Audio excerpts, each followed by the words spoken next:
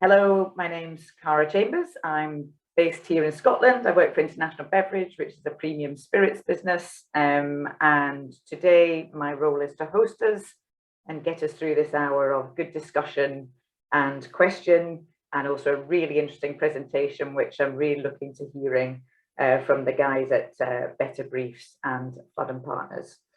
So with us today, we have Gareth Turner from Weetabix, who has also worked on some wonderful brands like Lurpak and John Smith's in the past, and I'm sure we'll have many stories and examples from his brands. We have Rachel Corcoran, who works for Microsoft and again is really deep in the world of agencies and marketing teams and really helping drive those great consumer brands for that company. And then obviously we have Peter Paul and Matt from Better Briefs and Vaughan from Flood & Partners, who've worked on this project together. So the way we're going to run this is we're going to let them talk through first the work that they've done, and I hope you've all been able to download it already, and if not, then you certainly will be able to do afterwards. So here you can see Matt, Vaughan and Peter Paul. They're going to take us through around sort of 20 minutes of presenting the work. Please think about any questions during that time. We're going to start off with some pre-prepared questions, which I'll kind of lead off after this, but we would really love it if you can think of questions, you pop them in the chat, and we'll look out for those questions, and we'll make sure we do make time for questions from you all, because I'm sure when you hear this, you will definitely have questions and want to find out more. I certainly did. When I read through it, I had several aha moments of, oh gosh, I really could be doing that better with my team. So I'm sure there'll be questions from you guys, and then we'll try and make sure we've got time for those questions from the people on the call, and then we'll be wrapped up just before 1 o'clock. So without further ado, I'm going to ask Peter Paul, Matt and Vaughan to lead off with this great piece of work. Well, thank you for the kind introduction, and thank you, Marketing Society, for having us. About 10 months ago, Matt and I were sitting in a bar in Melbourne drinking beers, and we found ourselves once again complaining about the poor state of the briefs we were working on.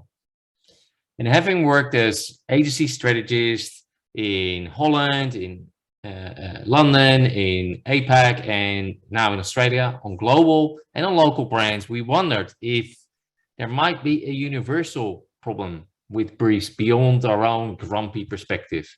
And instead of just moaning about it that night, the next day we actually woke up and we decided to look into it further. And we really quickly discovered, Matt, that very little research had been done on what we think is the most important document in marketing, the brief. Like the IPA did an excellent study 19 years ago. They dedicated a study on briefs, and that study painted a really bleak picture on what was going on between marketers and agencies. However, the study was limited in the UK and had modest respondent numbers, as you can see. There was also an excellent literature study done on briefs and briefings back in Holland, but it's only available in Dutch, unfortunately. And then the Association of National Advertisers, the ANA in the US, and the World Federation of Advertisers both have done research on client-agency relationships, and those surveys included some questions on briefs, and that was it. So the most important document that exchanges hands between marketers and agencies was very lightly researched. So the idea grew to fill in this knowledge gap, and we wanted to better understand where some marketing briefs fail, where others succeeded. And it was COVID, and we were living in the most lockdown country on the planet, so we had some time on our hands. And we started this project because we wanted to bring some objectivity to what has always been a very subjective topic. And whenever you speak to someone about in the industry about briefs, you always get a very personal and a very subjective opinion. And we hope that this study, and by producing some neutral facts, we help generate some more objective conversation about briefs and hopefully make them better. But we could have done it alone. We could not have done this alone, Matt and I. So we reached out to who we believe is the best and smartest research agency we know, which is Flood & Partners, and Vaughan Flood, their founder. Ooh, Thank you for that very nice introduction, Peter Paul, and hello to you all out there. Yeah, let's talk about this study. The first thing to say about this study is that it was large, over 1,700 respondents, 70 countries. So it's the first truly global exploration of this issue. And it was, yes, it was big, but it was also well balanced. It was around 55% marketers versus 45% agencies. Very good spread of experience levels from juniors who are just coming into the business right through to business leaders. And finally, also in terms of size of organization, there was a good mix from large organizations, those with up to 50 or more people in the marketing function. They were well represented, around 20% of the folk there. We would, of course, say that a special project needs a special research study, which is what we at Flood & Partners specialize in. We work with PP and Matt to build a questionnaire that will try and get to the heart of the matter. And yes, we've got our lovely award-winning software to help us create that survey. Well, as I'd like to feel that these kind of survey screenshots demonstrate, we don't do your traditional kind of tick box surveys. We go for engagement, and that was, to us, key here. And we include some questions made to capture those kind of type 1 instinctive responses that we needed, but others to encourage people to think more deeply, get really more into the heart of the issues. Before I get into the findings, just a quick glossary of terms and a note on the color coding. Throughout this presentation, marketers' responses are in orange, and by marketers we mean those on the marketing side, creating, contributing, or signing off the marketing brief. Creative agency responses are in blue, and again, they span the account team, planners, strategists, and creatives. And of course, the marketing brief, what is it we're talking about here? I mean, it comes by many names, but what we're talking about is the brief sent by the client to the agency, that transaction, not any internal creative briefs that are probably normally produced inside an agency subsequently. 3 parts to this story. First part, I'm going to outline the problem. Part 2 explores the impact and the cost of the problem, and that's what Matt will be talking about. And then part 3 considers ways forward. So what is the problem? Well, this puts it somewhat starkly. I think it's fair to say, and not an overstatement, that it would appear that when it comes to the marketing brief, marketers and agencies appear to be on quite different planets. But before I address that, I think it's important to recognize that there are some things, or a few things, on which both sides, and maybe I shouldn't be using the word sides, but the 2 parties agree. Firstly, nearly everyone agrees that the marketing brief is absolutely pivotal to producing good creative work. To the question, it's difficult to produce good creative work without a good marketing brief, 89% of marketers agree, along with 86% of creative agencies. So total agreement that this is an important, indeed pivotal document. And likewise, marketers and agencies both acknowledge that the act of writing a brief isn't easy. This is not straightforward. 82% of marketers say that it's hard, matching the 83% on the creative agency side who feel the same way. So there is agreement. There is agreement that this document is important and it's hard to write. But from here on in, and we're going to take you through a few key numbers, perceptions diverge dramatically. So let's turn to the process of writing a good brief. Most marketers think they are good at writing briefs. Unfortunately, most agencies disagree. We're looking at 80% of marketers agreeing with the statement, I consider myself, my client, good at writing briefs. Only 10%, that is, of creative agency staff answer that question in the same way. One thing in the world of quant research we're often asked is are different, is that statistically significant? This is one of those differences, but you'd have to call shockingly significant. But of course, we've got to be careful what we read into this.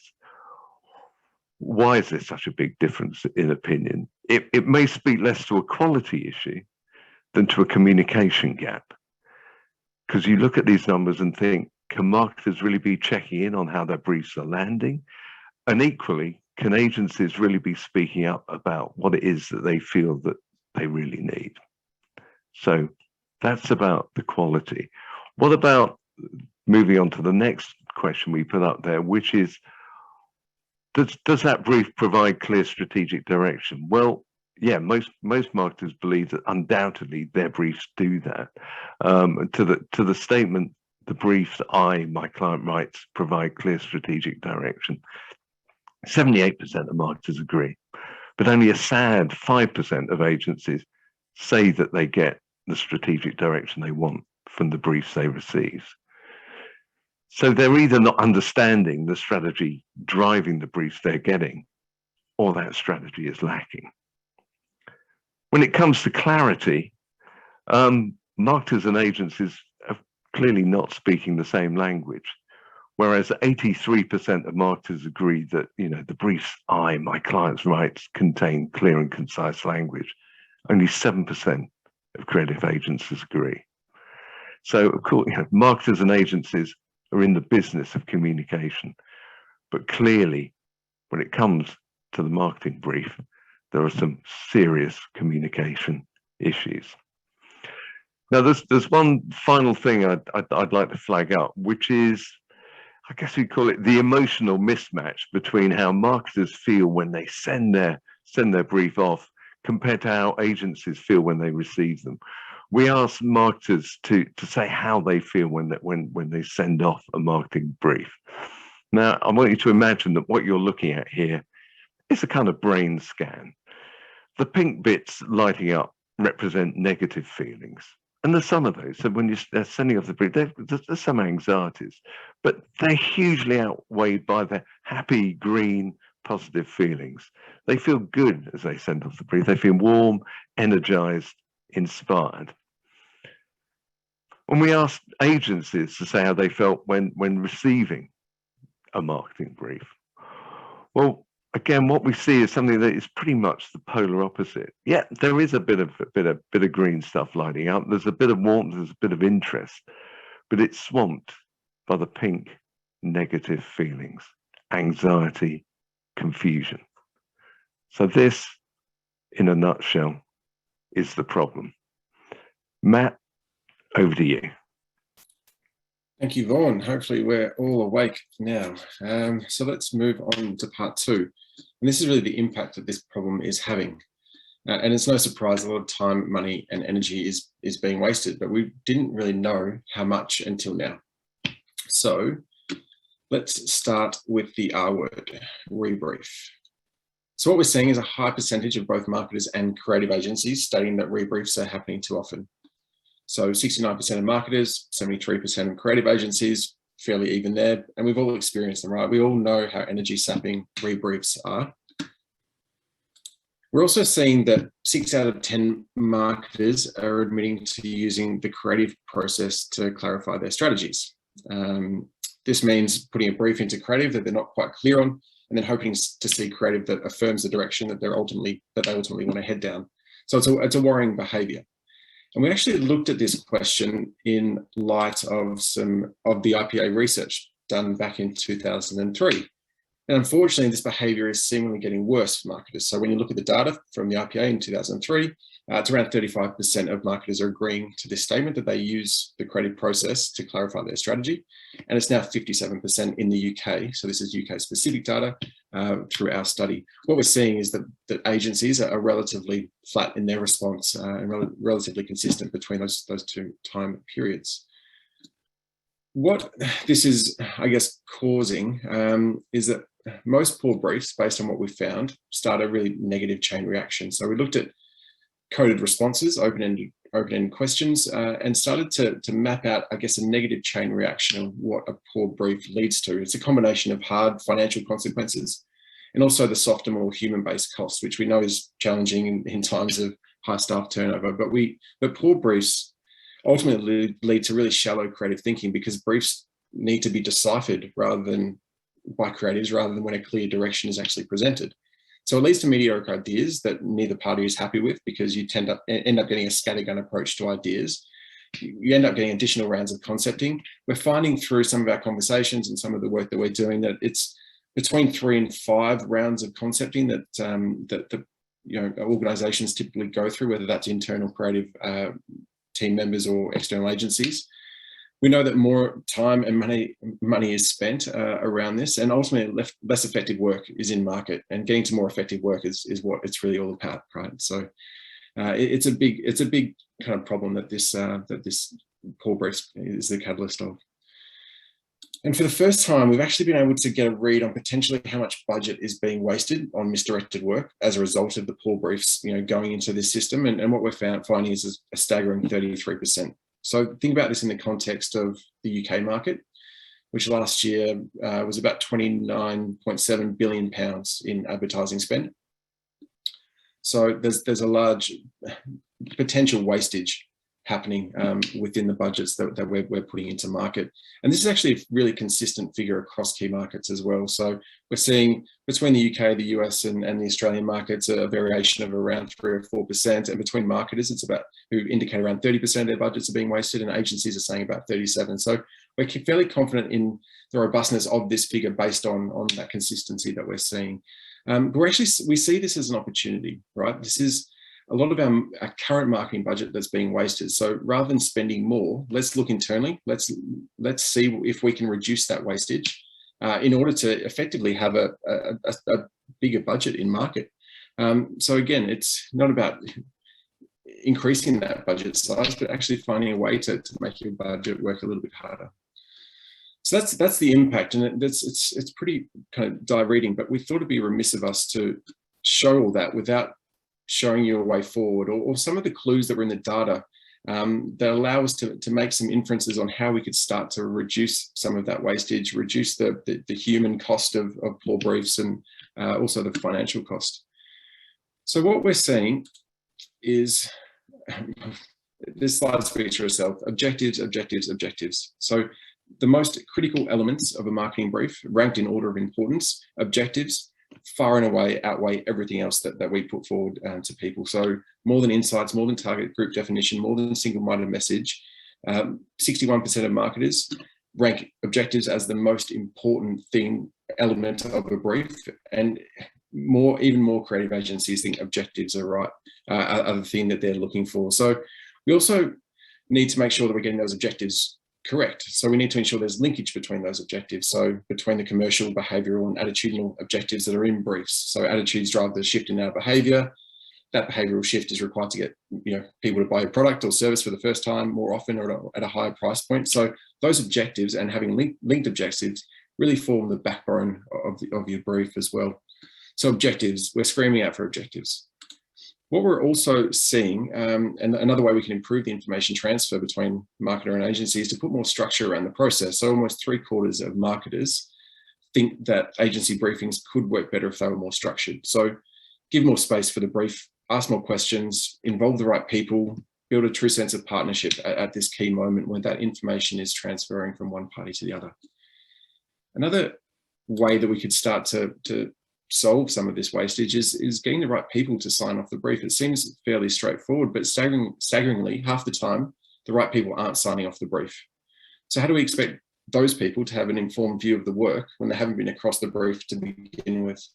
So they don't necessarily know what's in the brief, and then judging the work off the back of it becomes almost impossible. What we're also seeing is a worrying kind of statistic around training. So, rather than learning from old briefs on servers and from trial and error and from, people around the place, maybe we should be encouraging more people to formally train themselves in writing briefs. So across these 3 markets, more than 50% in Australia and UK have had very little or no training in actually writing briefs. And in the US, it's only a slightly better scenario. So to wrap up all that data, again, as Vaughan mentioned, this is a problem presenting itself on both sides. So marketers, we really encourage you to be clear on your strategies, use clear and simple language, avoid the jargon and acronyms that we sometimes get caught up with. And also don't send briefs to your agencies that you're not happy with. It is something that often requires a conversation to be had. And for creative agencies, don't be silent in the process. Flag what's missing, what's unclear, clarify what you need, because better briefs are really your responsibility too. A brief doesn't become a contract until both parties agree to it. And in the end, we've seen from our study that better briefs drive better business results. So that's it from us presenting the data. What I'd encourage from you is to download the report, use it as a tool, use it as a conversation starter. Talk about these guys who came up with this wacky study and put it in front of your agencies. Say, hey, how can we improve? And also follow us on LinkedIn as well at Better Briefs. But that's it for us, and I'll hand it back to you, Cara. Great, thank you very much, guys. Can everybody hear me okay again? I'm slightly nervous now about my sound, having disappeared at the beginning. Really, really interesting. And I'm sure if you're hearing this for the first time, I can see there's already some questions popping up, which is great. So if you can just remember to, if you're putting a question in the chat box, make sure it's addressed to everyone. And we'll kind of look for those questions coming in. But I'm going to start with our panel, and we're going to pose some questions to our panel. So Rachel, Peter Paul is going to join us on the panel from Better Briefs, and Gareth. Hi guys.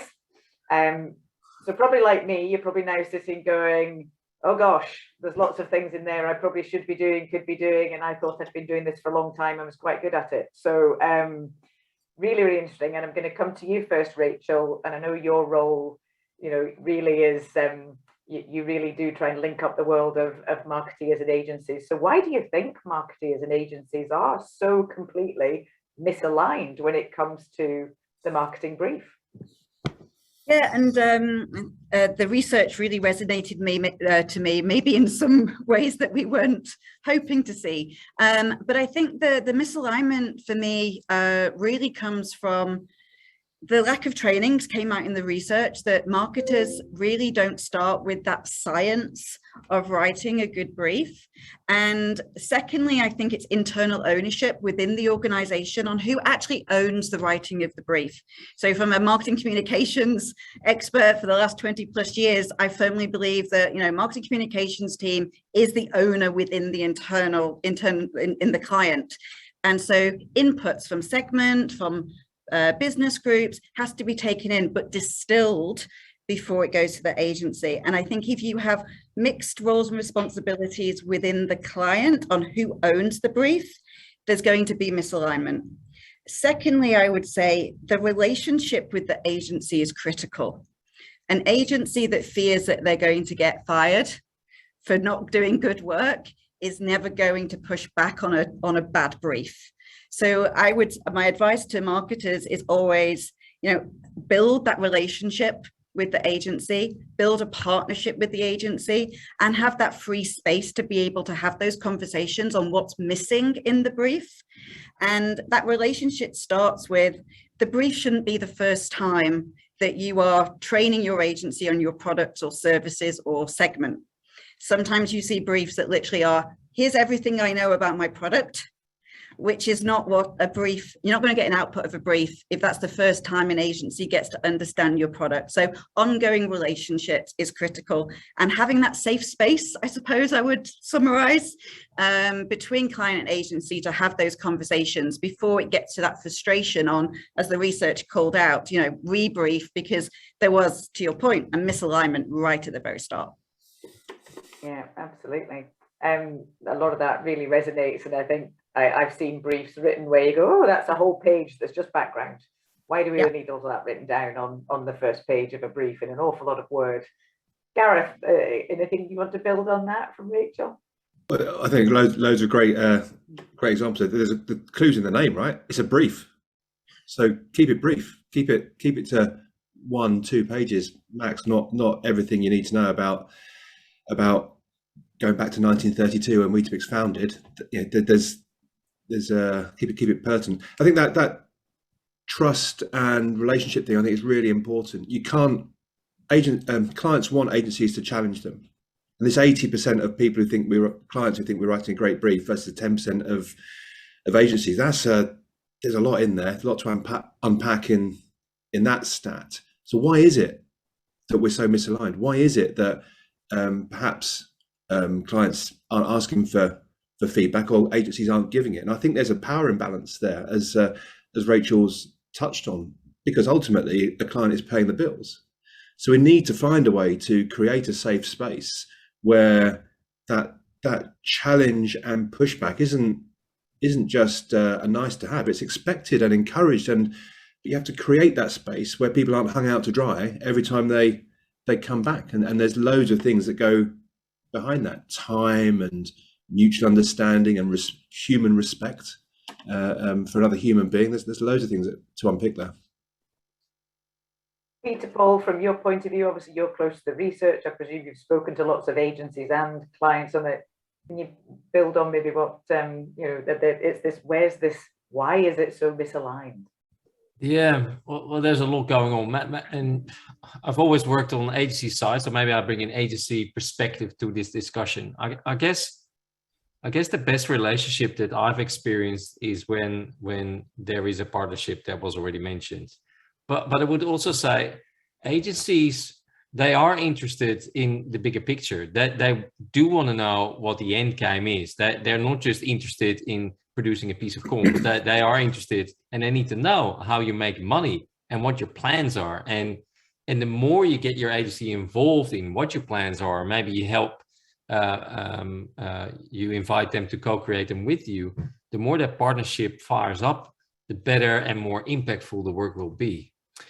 But we're seeing in our industry with the talent shortages, and especially on the agency side, we're seeing lots and lots of people leaving the agency, the world of agencies, and a lot of, and I think part of that reason is that a lot of agencies are treated as order takers at the moment, and that leads to a very dangerous situation. Hence the research. Yeah, that was really interesting. This kind of power imbalance and sort of, yeah, who's paying the bill and here's my brief, I expect you to sort of just kind of take it and run. So yeah, that's really interesting. So building on that, actually, the next question is, maybe are there some principles coming out of this that would really help align kind of marketeers and agents together? Are there some sort of overarching principles that we could all maybe try and work to? And Gareth, I'm going to come to you first on that one. Thanks, Cara. So I've done my own research on this. I've done some background where I asked clients and agencies about relationships and the good ones and the worst ones, and how can you make them better. Great news is there's loads of consistency with the bigger numbers, obviously, that the Better Briefs project has delivered. So I think there are half a dozen or so themes that emerged from my research, certainly. The thing that unlocks everything for me is time, is dedicating the right amount of time to getting to the brief in the first place. You don't just bang out a brief in 5 minutes and email it off to the agency and expect to get a great result. That's not how it works.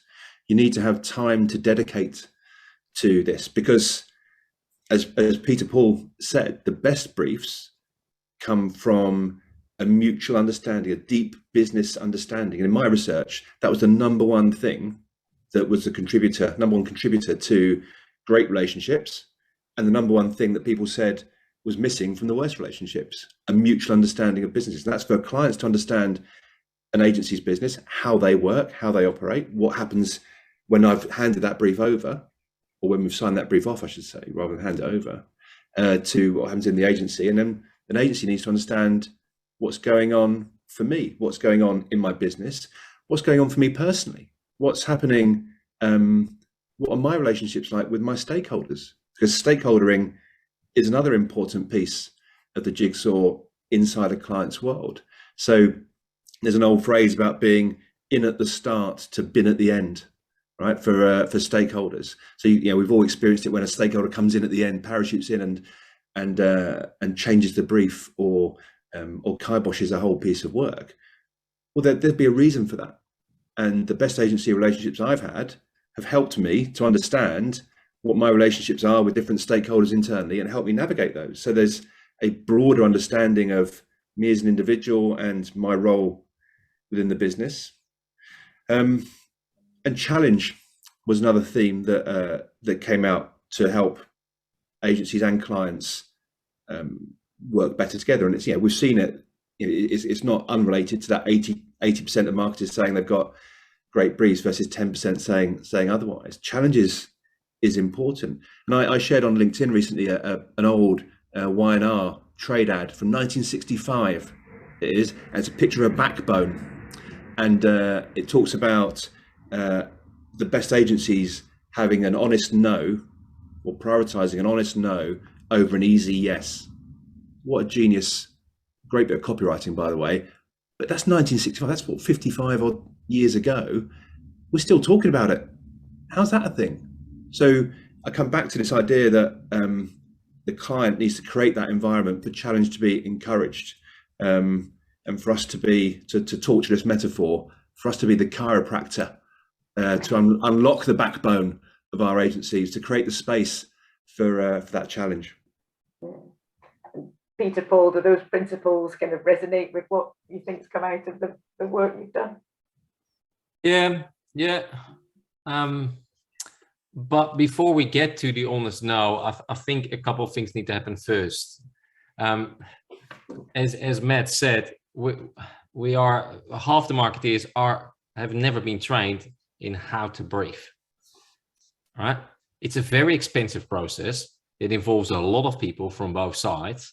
So understand what your agency, or understand what your client is trying to achieve with the brief. Understand how they want to brief. So spend some time up front before you start briefing in how it actually works, right? And we don't spend enough time doing that. And especially when you're engaged in a new relationship, that is the perfect moment for both parties to sit down and say how we're going to do this. And that's just one part of the puzzle, right? Because we haven't even started to talk about evaluating ideas, which is an absolute complex minefield that I might touch on later. But sit down with each other and talk about how you're going to do it. We talk about the military sometimes, Matt and me, and the military is highly efficient in their communications because they practice every single day. And it actually makes them very flexible, very nimble to adapt to difficult situations that they have to deal with. We need to do a little bit more training and a little bit more thinking about briefs. Well, I'm going to take that on to our next question, actually, because Rachel, I'm going to come to you on this one, because I think that leads us into, well, how can we as marketeers and agencies together prioritize better briefs? What's happening now that needs to change? How do we prioritize making this better? Yeah, I think in order to sort of get this prioritized, I mean, I think we've touched on a lot around people never being trained, right? And I think it's taking the time, has been said before. And I think the problem is we live in an immediate world. We're all videographers, where we can take photos with our, so the understanding of why, when I put a brief in, does it take this long for an output? For non-marketers, which are typically my stakeholders, right? They just can't get their head around why this is going to take so long when someone's just posted a TikTok video, 5 minutes ago. And so I think how to prioritize is really starts with essentially the way that, we're looking at it internally is almost creating a marketing council internally. Understand the roles and responsibilities within your organization. Who is the key stakeholders to sign off? And then let's look at the strategy. So a brief shouldn't be a tactic. A brief is, how do I get my marketing strategy into the hands of my customers so they buy my product? And so the prioritization is, what are our key big bets this year? What are we trying to do? And yes, there will always be tactical executions that we will run, but it's prioritizing the business objectives, the key things which really come from insights, get those key insights and really look at what the key business drivers are.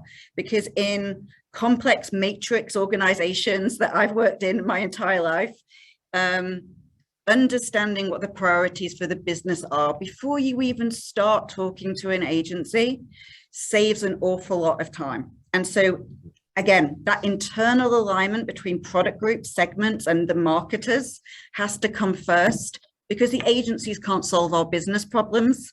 They can solve our marketing problems, but they can't solve our business priorities, right? And what we need to do as an organization. So that's my take on it. Yeah, I think that's a really good point. And I love the idea of saying a brief isn't something, oh gosh, and I've got to write this brief and I'll just dash it off again. It's a really strategic document, and it is key to unlocking the value in your marketing budget as well, isn't it? So yeah, I think that's a really good point. Gareth, do you want to build on that? Well, yeah, I mean, I think you've touched on it. How can briefs be better prioritized? Well, it's the single most important document we write. I could leave it. I should leave it. Be able to leave it at that. But if I can't, then I think the research talks about 1/3 of your budget being wasted. Right. So if I could increase my budget by 1/3 by being more effective and efficient with the way I write, or more effective with the way I write my briefs in something that's in my gift to resolve, then surely that's a good thing. And finance is the language of the boardroom. So if you can talk to the boardroom about the importance of this document, the importance of time, because that unlocks 1/3 of my budget, on average, and you get a better ROI from good work, and you get better work from a better brief. So I think it's second only in terms of driving effectiveness, the quality of the creative to scale and the money you put on it. So it feels like a very financial argument. It's a robust argument to have with the board, to be able to then dedicate the right amount of time to get the right stakeholders in the room for a business then to value the importance of that document. A really good point. Just wanting to keep us to time, because I can see we've got questions popping up in the chat as well. So I want to make sure we've got a good sort of 10 minutes at the end to do those. So I think that a really good question to go to next, because everybody always likes a good anecdote and a good story, is I'd really love to hear some kind of, best case, worst case stories, stories of greatness or stories of horror from your own career where briefs have gone good, where have briefs gone bad. And obviously we've got the agency, maybe background and point of view from Peter Paul, so you maybe can tell us about where there's been some horrors from your clients. Yes, great brands between Rachel and Gareth. It would be really good to hear those as well. So I'm actually going to go to Peter Paul first, and maybe tell us from your life, maybe an agency background, when has it gone horribly wrong, or maybe when has it been amazing? Well, I think Matt's got the worst story on this one, where it's gone horribly wrong. So he once was sent a 1-sentence brief, so brief in a sentence, which you should think, oh, that's quite short, but it's a little bit too short actually. It was via email, and that was from a large brand that was listed on the stock exchange. So that is not the kind of brief you kind of want. Now, we need to distinguish two things before I go into one of my favorite ones. You've got the brief and you've got the briefing. When you've finished writing the brief, you're not done yet. That's just a document. Then you still need to think about the briefing, the moment where you transfer the information to the brief recipient. External agency, internal agency, doesn't really matter. And it makes a massive difference how you actually do that. You can just read it up from a piece of paper over the phone, or send it over and hope for the best. Or you can really create an environment of immersion where you teach your agency something about your product or service that they didn't know, or you let them experience something. And you create an environment for discussion and for pushback, that safe space that was mentioned before by Rachel. So one of my favorite ones was actually one of my favorite briefings. So I'm going to talk about the briefing. The brief was short and concise and choiceful. But the briefing was in a factory. And those of you who work in FMCG, most FMCG factories are all the same, lots of fast moving conveyor belts. But the thing that struck us, and this was for Lurpak, right? Lurpak is a butter that is 3 times more expensive than the private label butter. And what they do in the Lurpak factory, that every 30 minutes, and there's 3 Danish guys with big heads and nice pink skin, 3 guys every 30 minutes take not a teaspoon, but a full-size soup spoon, and they taste every batch of butter, right? Put it in their mouth, swirl it around, and quality rate it on 12 dimensions. We were all sitting on the plane going back home and thinking, what the hell was that? And all of a sudden we felt in our gut that this butter is worth paying 3 times as much for. And there's plenty of stories of that. So remember, the brief is not everything. Also think about the briefing, and it doesn't have to be sexy. It just has to be immersive and a free space of thinking. I love that. I'm going to think of that every time I buy Lurpak now, and I know, Gareth, that's a brand you've worked on before, so I'm going to come to you there. So yeah, maybe a story of the great and the bad. Yeah, those guys in the factory have they've got a cardiologist on speed dial as well, which is they're given. I've got 2 examples. One good, one bad. Right. I'm going to talk about the briefing, which is the bad example. I briefed a pitch brief on Bulmers. Back in the day, it was winter, and Bulmers is a lovely drink for summer. Okay, so what we thought we'd do an immersion. We'd build a festival in this space, in this exhibition space. We had it all beautiful. We had picnic benches out there. We had sampling. We had competitor tasting things. It was, if I say to myself, it was brilliant. But it snowed, and the heating broke in the venue. So we had the great and the good of the advertising agency from London in puffer jackets and beanie hats, obviously beanies. Their lips were turning blue. So we basically rattled through that brief as fast as we possibly could. And I took everyone to the nearest pub to warm up, and we did a Q&A in the pub over a couple of pints. So that was lived long in the memory. I think that got written up in the campaign. I don't know who grassed us up, but someone did. Yeah, it could be memorable for the wrong reasons. Yeah. But the best one, and the best one that stands out to me, and I've taken this with me and tried to replicate it everywhere I've been, and I think we do a good job of that at Weetabix. But it's the first brief I wrote, and Cara may have even been involved in this when I was on John Smith's back in the day, and it set the tone for me, because you had the all agency group, all our agency partners in the room, media, creative, below the line, everyone together in a room. I had everyone from the marketing director, insight, innovation, brand team, all the people in a room. I can't remember how long it was for, but it was for at least a day, maybe even longer than a day. And we interrogated the backside of the straw man brief that we had. We went through each section together. We collaborated on it together. We dedicated the right time with the right people. So everyone was in it at the start. We all signed it off. We all put our thumbprints on this document, and we ended up with some award-winning, great work, which was the last set of P2K ads that we made. So we got great work because we invested the time in understanding each other, collaborating, challenging, stakeholdering right up front. So we all knew exactly where we stood. Remember that process. Very, very good. And Rachel, maybe some examples from your world? Yeah, I think maybe a couple of examples. One really centered around set expectations. The amount of briefs that I've tried to write before it gets to an agency where the stakeholders are essentially frustrated marketers, shall we say. So they think they know what they want, to the point of I've had I want to brief the agency and I want this campaign to go viral. Okay, let's see, right? That prescriptive. And I've also seen it in companies that I've worked with where it's almost, remember who you are in the process. There's a lot of organizations that have ex-agency people sitting in very senior marketing roles on the client side. And there's nothing worse than a frustrated creative briefing an agency where you just see the spin, because you almost have two different creative directors at loggerheads with each other.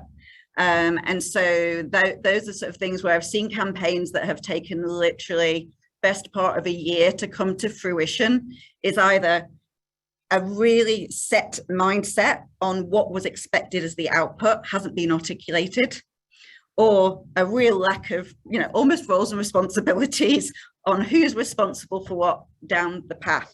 And I think, to one of the points that's actually in the chat window, an agency relationship and an agency being able to explain what happens once that brief hits is really important, because there's a lot of people that just don't understand that there is that process behind there, and explaining that creative strategy to the marketing teams.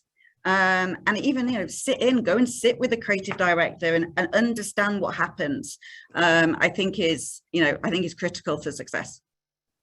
And just one thing to add, thinking about is 5 or 10 years ago, the product or service that was being briefed was always present, right? And the big companies drill it into you, bring the product to the meeting, and it was drilled into the agency, make sure the product is there. Where's it gone? It's nowhere anywhere. Just give your agencies access to the product, make sure they use it, check it as well, because they're not a good agency if they don't know it inside out. So sorry, I just want to add that too. No, I think that's a really good point, actually. We've all got very virtual, haven't we? So we've maybe lost a bit of the art of that, actually touch it, feel it, sort of your example of the Lurpak production line, quite literally, I think is a really good kind of metaphor for that. Brilliant. I'm going to move us on because I've got a little list of, we've curated some of the questions from the chat. If we haven't got everything, then I'm sorry, but we've maybe picked sort of 4 or 5. I'm going to make these quite sort of quick fire, because basically we've got probably about 8 minutes left to sort of get through a few extra questions from the chat. So I'm going to come to this one first, which is from Katie Goodfellow, which is actually this idea of the brief and the briefing, which has come out when we've been talking here. It's almost, which is a bit chicken and egg, which should come first, the brief or the briefing. So do you write the brief and then you take it to a briefing, or do you run a big briefing out of which comes a brief? So there you go, chicken and egg. I'm going to go to you first, Peter Paul, maybe on that. You write the brief, right. And then once you've got that sign off, once that's clear, you think about the briefing. Who are you going to invite? Who's going to be your special guest? Inside or outside the category? How are you going to do that immersion? And hey, Garrett, here's a tip. Think about the where and the when. If you're briefing beer, you don't want to do it at 9 o'clock in the morning, unless it's some kind of German breakfast beer. And if you're briefing in a cider, maybe you shouldn't do that in winter, or maybe you should do somewhere indoors. So think about a special. So brief first, then briefing. Cool. Is that same? You guys, you think that's the same thing? I would agree, Cara. I think the danger of having a briefing before a brief is that what tends to happen is the client expects then the agency not only to write the internal creative brief that they need to do, but the client brief. And that's the #1 fail, right? An agency should never be writing the client brief. And I have seen it so many times where I've asked for the brief from a campaign that maybe is done internally, and either that brief just doesn't exist, or the agency has had an attempt to write it for the client, and that's just a no-go. I think that's a really good point, and I think that was something that we talked about when we were preparing for this. Is there are 2 briefs. There is the client brief, which is what is my business issue, and a creative brief that happens and I've seen that before, where the agency has had to come back and go, we kind of had to go at writing the brief. And you're like, oh, okay, we've kind of failed somewhere then, haven't we? Okay, cool. So I'm going to go on because we've got a few other questions. So Sam Johnson has asked what value the panel see in maybe using marketing intermediaries in the clarification or definition of briefs so that they're fit for purpose for both parties. So, sometimes there are kind of organizations who can help find agencies and sort of mediate that relationship between agents and clients. Certainly I've been involved in maybe when Sainsbury's, for example, was going out to repitch both media and creative, and that's obviously a huge account, and we used intermediaries to help us really kind of manage that briefing process. So that's a good example maybe I've had of those, but I don't know if the panel have got any experience of use of intermediaries and can that help to bridge that gap. So yeah, I can see Gareth, you're kind of nodding away there. Maybe, yeah, I mean, yeah. I've done it both ways. I think the best intermediaries will challenge your brief. That's yeah, there's an irony in there, isn't there? Right, that you're paying for someone to give you an honest opinion on the document that you're writing, but that it's a slightly different situation at that point, isn't it? Because you're often in a pitch situation, and you're probably writing the brief more in a silo than I would like to write a brief. In my experience, the best briefs come from a collegiate, collaborative approach to writing the brief, like I've spoken about at John Smith, and we're doing it right now at Weetabix. We've just done a kickoff brief with our agency partners, where we're saying, look, we think this is about 80% right, this brief, but we want you to help us to get it to 100% right. And we've got check-ins with everyone. We're creating the space for people to come back to us, go, no, you've got that wrong. Your thinking's wrong there. So yeah, I've done it both ways. I think you could get intermediaries to do that. I'd love it if, as Peter Paul says, we were all trained better so that we could nip that in the bud ourselves. And blimey, if our agencies were telling us, if the 90% of agencies who don't think our briefs are any good were telling us they weren't any good, rather than keeping it to themselves, we wouldn't have 80% of marketeers thinking their briefs were any good. And hopefully it'd be a more matched answer. I think there's a mutual responsibility on everyone. I don't think you necessarily need to pay more money to get that done. Rachel, have you got experience of using intermediaries in your roles? Yeah, mainly as sort of Gareth was saying, if we're in an RFP process and we're repitching for a big body of work, then I think intermediaries can help be that neutral third party. On an everyday, a normal process. I mean, I suppose I'm a little bit of a marketing purist, where coming from a marketing communications background, I see that as that's my job. Yeah. My job is to write the brief. And if I'm not doing a good job at writing a brief, then I'm not doing a good job at all. So big RFPs, absolutely see the need. For me, my job is to write the brief. Yeah. Peter Paul, just interesting whether this idea of intermediaries came up at all in the research or discussions. No, but I've been at the receiving end of intermediate, and especially in pitch situations. And two things.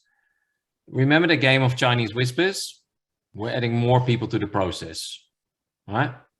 And the best pitches I have been part of were directly with the client. They didn't have an intermediate in it. So with respect to them, there are some good ones, but if you don't need one, then just go direct. Yeah. Interesting. Okay, and I'm going to come to a question here from Liesl MacDonald, who I know is up in Scotland. And she's made an interesting point, which is maybe around that, in the past, maybe in the good old days, agencies used to almost help train the client on how to write a brief. So we've talked quite a lot today about how people need to learn to write a better brief. So I suppose the question there is that something agencies can help train clients on, or if not, where do clients get trained on writing better briefs? Because we're not all part of big blue chip graduate programs where you get taught this stuff, How do marketeers learn this stuff, and do agencies have a role? I mean, from my perspective, we've absolutely had our agencies train our marketers on how to write a brief, mainly on what happens in the agency when they receive the brief, because I think that gives the clarity.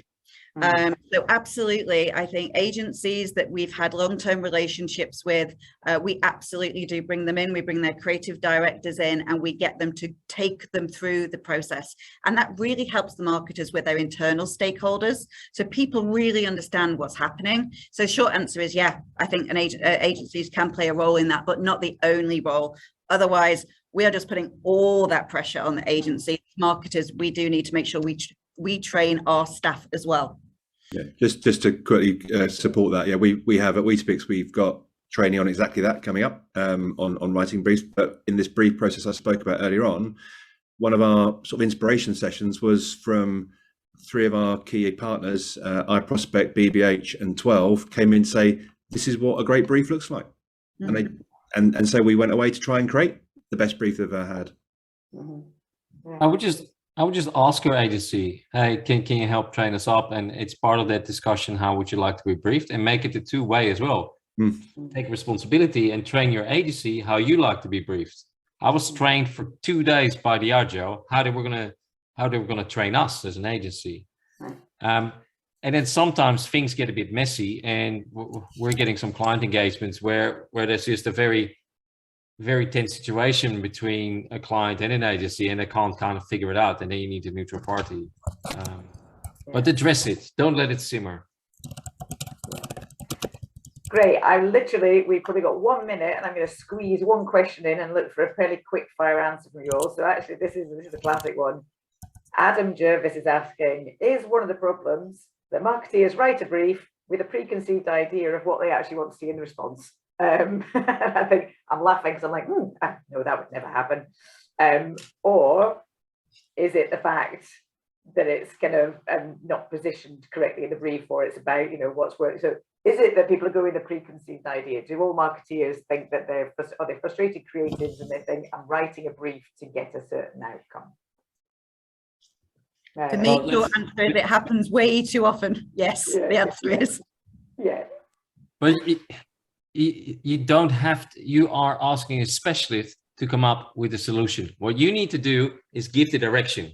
Leave enough runway for the plane to take off. You just have to set the direction. And if you can't help yourself and you just keep on thinking about what the end line is, go and work for an agency. But that's not your job. Brilliant. Gareth, anything to just wrap us up there? Not a great deal to add on that. I think it's okay to say, look, this has worked for us in the past, or we're looking for some consistency with our previous work, or etc. But it's okay to say that. But I'd agree. You don't. It's like any specialist, like a plumber or a mechanic, right? You don't sit over the mechanic's shoulder, tell him, well, you need you to tighten that screw up there. I want you to fix my engine by only working on that screw. Whatever mechanics do. But the same applies for creative agencies. Yeah.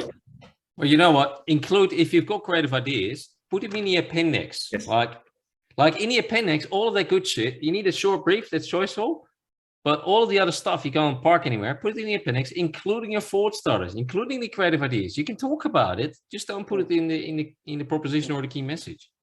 I must admit, I always say to my team, if I'm the one who's got the best creative idea, we're absolutely screwed.